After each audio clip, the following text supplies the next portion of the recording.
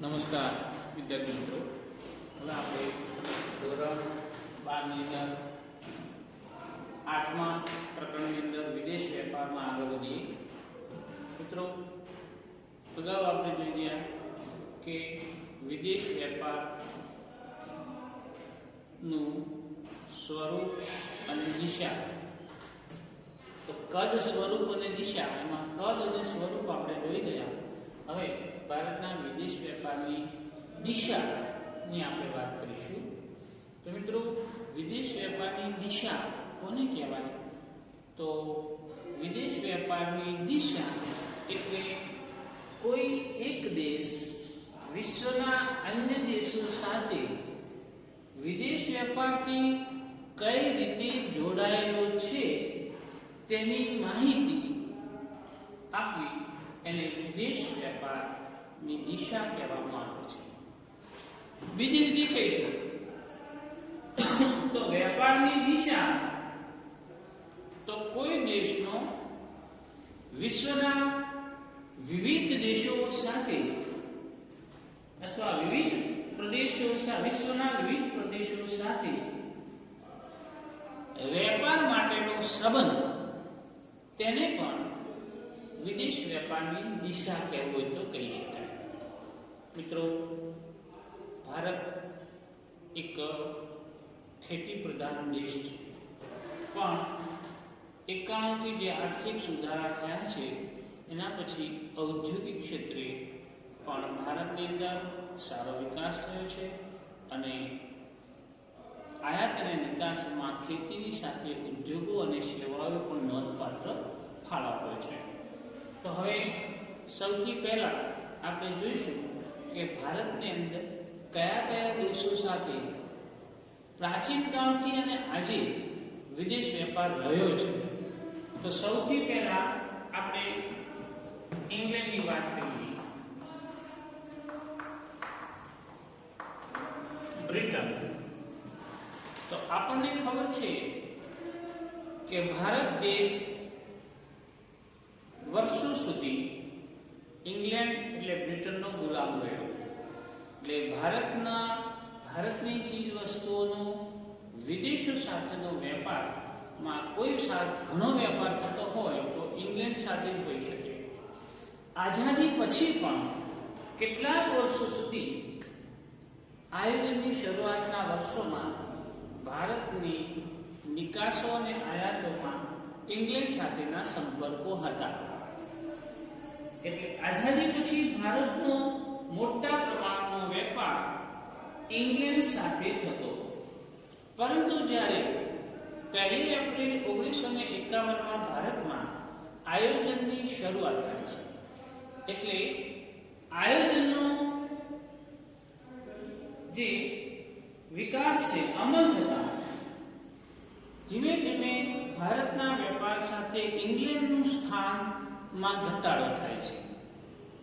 1960-61 ની અંદર ભારતની ઇંગ્લેન્ડમાંથી આયાતો, ભારતની અંદર કુલ આયાતો થઈ હતી, એમાં ઇંગ્લેન્ડમાંથી 19% આયાતો 1960-61 ની અંદર ભારતની ઇંગ્લેન્ડમાંથી આયાતો થઈ હતી, જે 2007માં ઘટીને 19%થી 2% થઈ ગઈ છે. 60-61માં નિકાસોની વાત કરીએ તો ભારતની 60-61માં 1960-61માં ભારતની ઇંગ્લેન્ડ સાથેની નિકાસો હતી 26.8% નિકાસો ઇંગ્લેન્ડ સાથે હતી, પણ 2007-8 ની અંદર ઘટીને એ પણ 4% જેટલી થઈ જાય છે. તો મિત્રો, આઝાદીના શરૂઆતમાં ભારતમાં આયાત અને નિકાસો એટલે કે વિદેશ વેપાર અમુક સમય સુધી જ ઇંગ્લેન્ડ સાથે જળવાયો છે. એના પછી અમેરિકા.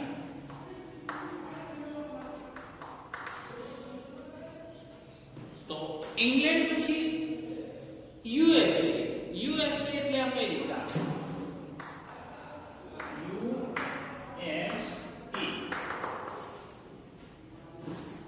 અમેરિકા આઝાદી પછી શરૂઆતના વર્ષોમાં યુએસએ નું વિદેશ વેપારમાં મહત્વનું સ્થાન હતું. ઇંગ્લેન્ડ પછી બીજા ક્રમે અમેરિકા. તો 1960-61 ની અંદર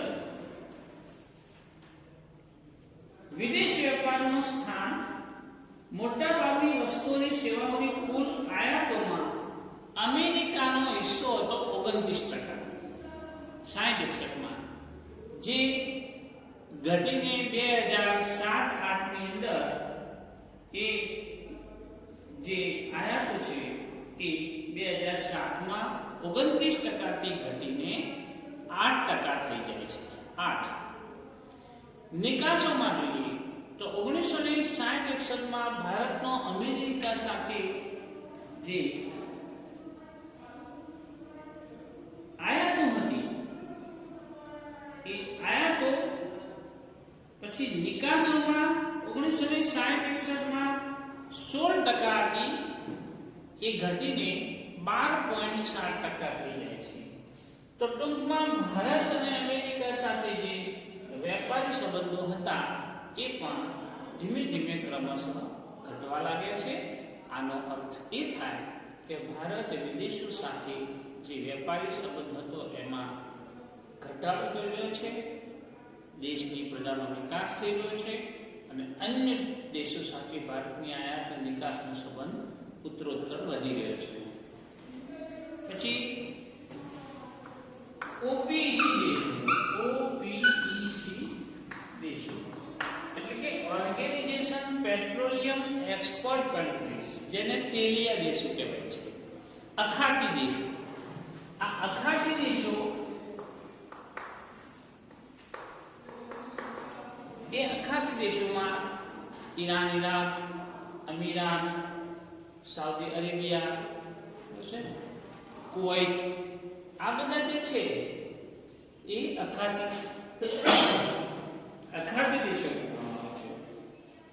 તો આયોજનકાળ દરમિયાન ભારતના વિદેશ વેપારમાં ઓપીસી દેશોનો હિસ્સો વધતો ગયો છે. 1960-61 ની અંદર અખાતી દેશોની નિકાસોમાં 4% નિકાસો હતી, જે વધીને 2007 માં 16% જેટલી થઈ જાય છે. 4 ગણો નિકાસોમાં આપણો દેશ અખાતી દેશોમાં 4 ગણો વધારે નિકાસ કરતો થયો છે. પછી આયાતોની વાત કરીએ તો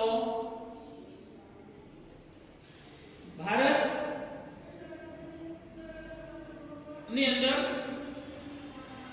ઓપીસી દેશોમાં જે છે એમાંથી આપણે જે નિકાસ કર્યા છે એના બદલામાં આપણે આયાતો પેટ્રોલિયમ અને પેટ્રોલિયમની પેદાશ વધારે કર્યા છે. અને એના પછીનો દેશ છે રશિયા.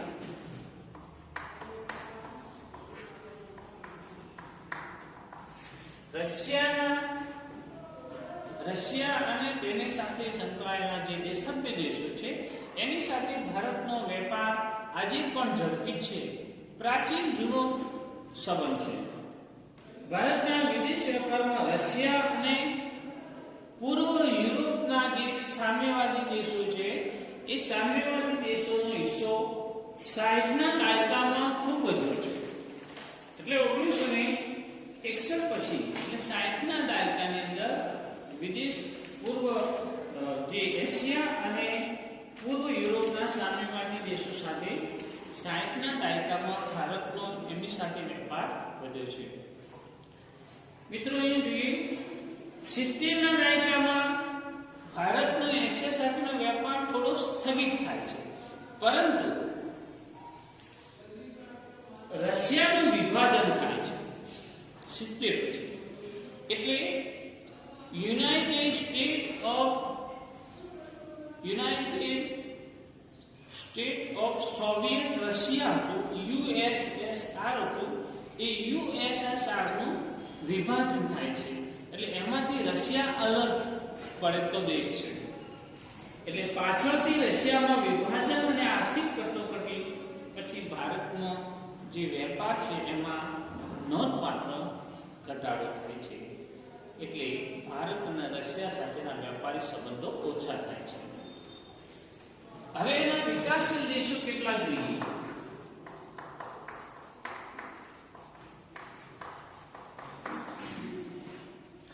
કેટલાક વિકાસશીલ દેશો છે કે વિકાસશીલ દેશોમાં આયાતો અને નિકાસોની વાત કરીએ તો વિકાસશીલ દેશોની આયાતોમાં જોઈએ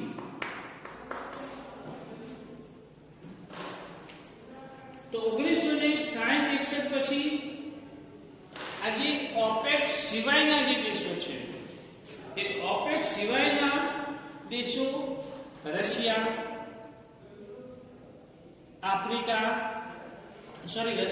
Asia, Africa, Australia, Latin America આવા વિકાસશીલ દેશો સાથે વિદેશ વેપારમાં આપણો વધારો થયો છે. 1960-61 ની અંદર વિકાસશીલ દેશો સાથે ભારતની આયાતો કુલ દેશનો ફાળો જે 11.8% હતો જે વધીને 2007-8માં 32% થયો છે. એટલે એનાથી આગળ વધીને આજે વિકાસશીલ દેશો જે છે એ આફ્રિકા છે, એશિયા છે, પછી લેટિન અમેરિકા છે, આવા વિકાસશીલ દેશો સાથે ભારતની આજે વિદેશી વેપારી સંબંધોમાં આયાતોમાં ખૂબ વધારો આપણે કરી રહ્યા છીએ. એમાં 2014-15 ની અંદર કુલ આયાતોના 59% આયાતો આપણે 14-15માં છેલ્લે આજે વિકાસશીલ દેશોમાંથી જ કરીએ છીએ. હવે નિકાસો, વિકાસશીલ દેશોની નિકાસોની વાત કરીએ તો મિત્રો જે આ સમયગાળામાં નિકાસોમાં પણ નોંધપાત્ર વધારો થયો છે. 1960-61માં કુલ નિકાસોમાં આ વિકાસશીલ દેશોનો હિસ્સો 14.8% હતો 60-61માં, જે વધીને 2007-8માં 42.6% જેટલો હિસ્સો થાય છે. મિત્રો એનાથી પણ આગળ વધીને 2014-15ના એશિયાના દેશો સાથેનો હિસ્સો એશિયાના દેશો સાથેનો હિસ્સો 50% થઈ જાય છે. એટલે આયાતો અને નિકાસોમાં ભારતને વિકાસશીલ દેશો સાથે સારો એવો વેપાર થઈ રહ્યો છે. હવે વિશ્વના જે વિવિધ પ્રદેશોનો ભારતની આયાતો અને નિકાસોની જે ટકાવારી છે એ આપણે આ કોષ્ટકની અંદર થોડી નજર કરીએ તો મિત્રો અહીંયા Asia, Europe, Africa, Latin America, north America, CIS એટલે કે અહીંયા જે ટાપુઓ અને બાલ્ટિક પ્રદેશો અને અન્ય આ દેશોની આયાતો કેટલી છે ભારતની અને નિકાસોમાં ટકાવારી શું કેટલો રહ્યો છે એ આપણે જોઈશું. તો 2014-15 નો આંક છે આર્થિક સર્વે. તો 2014-15માં એશિયામાંથી ભારતની આયાતો 59% હતી અને નિકાસો 50% હતી. તો ભારતના વિદેશ વેપારમાં એશિયાનું સ્થાન સારું એવું છે, સૌથી વધારે આંક જોઈ શકાય છે. પણ એમાં પાછળથી એશિયા અને USSR વચ્ચે આર્થિક કટોકટી અને બંનેનું વિભાજન થતા વેપારી સંબંધોમાં ઘટાડો થાય છે. પછી યુરોપમાં આયાતો 16% હતી અને નિકાસો 18%. એટલે ભારતના વિદેશ વેપારમાં યુરોપના દેશોનું સ્થાન બીજા ક્રમે આવે છે. પ્રથમ ક્રમ એશિયાનો, બીજો ક્રમ યુરોપનો આવે છે. 2014માં આ દેશો કુલ આયાતોમાં 16% જેટલી આયાતો કરતા હતા અને નિકાસો 18% વધારે કરતા થયા છે. આફ્રિકામાં જે આયાતો હતી 8% હતી અને નિકાસો 11% થાય છે. એટલે ભારતની અંદર અહીંયા પ્રગતિ આપણી નજરે જોઈ શકાય છે. પછી આફ્રિકાના જે દેશો છે એ આફ્રિકાના દેશો સાથે આપણો વેપારી સંબંધો આમ તો ઘણા જૂના છે. એટલે એમાં આયાતો 8% થાય છે અને નિકાસો 11% જેટલી થાય છે. પછી ભારત વિશેષ છે. આયાતો ઓછી છે, નિકાસો વધારે છે. નોર્થ અમેરિકાના દેશોમાં પણ આયાતો કરતા નિકાસોનું પ્રમાણ આજે વધેલું છે. આયાતો 6% છે, નિકાસો 14% છે. એના પછી ખાસ કરીને લેટિન અમેરિકાના જે દેશો છે એમાં આયાતો વધારે છે ને નિકાસો ઓછી છે. આયાતો 60% છે અને નિકાસોનો ટકાવારી 5% છે. અને CIS એટલે કે આપણા જે બાલ્ટિક પ્રદેશોમાં જે છે અને અન્ય પ્રદેશો છે એમાં પણ આયાતો ચાલુ છે પણ નિકાસો આપણે ઓછી કરીએ છીએ. તો આપણા વિદેશ વેપારમાં આવા CIS, બાલ્ટિક પ્રદેશો અને અન્ય જે દેશો છે નાના મોટા એમની સાથે આપણે આયાતો પણ કરીએ છીએ અને નિકાસો પણ બદલામાં 50% જેટલી કરીએ છીએ. તો મિત્રો અહીંયા આપણે ભારતના વિદેશ વેપારની જે દિશા છે એ દિશા આપણે આ પ્રકારે જોઈ શકીએ છીએ. એનો અર્થ છે પછી ભારતની અંદર જે વિદેશ વેપારની જે દિશા છે એ દિશાની અંદર કોઈ પણ દેશને વિશ્વના અન્ય દેશ સાથે વેપાર કરવામાં 5 બાબતો યાદ રાખવી પડે. પહેલા તો કોઈ દેશને વિશ્વના અન્ય દેશ સાથે વેપાર કરવા માટે એક તો ખાસ રાજકીય સંબંધો હોવા જોઈએ, માંગ પ્રમાણે જ ઉત્પાદન થવું જોઈએ, વેપારને લગતી બાબતો સુધારવા રાજકીય પ્રયત્નો કરવાની તૈયારી પણ હોવી જોઈએ, વેચાણ વ્યવસ્થા અને એ ચીજ વસ્તુઓનું વ્યવસ્થાપન માટેની આવડત અને ટેકનોલોજી હોવી જોઈએ. ચોથી બાબત છે કે એ દેશમાં નિકાસજનક વસ્તુઓનું ઉત્પાદન પૂરતા પ્રમાણમાં જરૂરી હોય એના કરતાં વધારે પૂરતા પ્રમાણમાં હોય તો એ દેશ જ બીજા દેશોને આ ટેકનોલોજી, આવડત, રાજનૈતિક સંબંધો અને જરૂરી ઉત્પાદન આ પાસા મજબૂત હોય તો જ એ વિદેશો સાથે વેપાર કરી શકે છે, આયાત અને નિકાસો કરી શકે છે. તો મિત્રો ભારતની આયોજનકાળ દરમિયાન આઝાદી પછી વિદેશ વેપારની દિશા આ પ્રકારે રહી છે.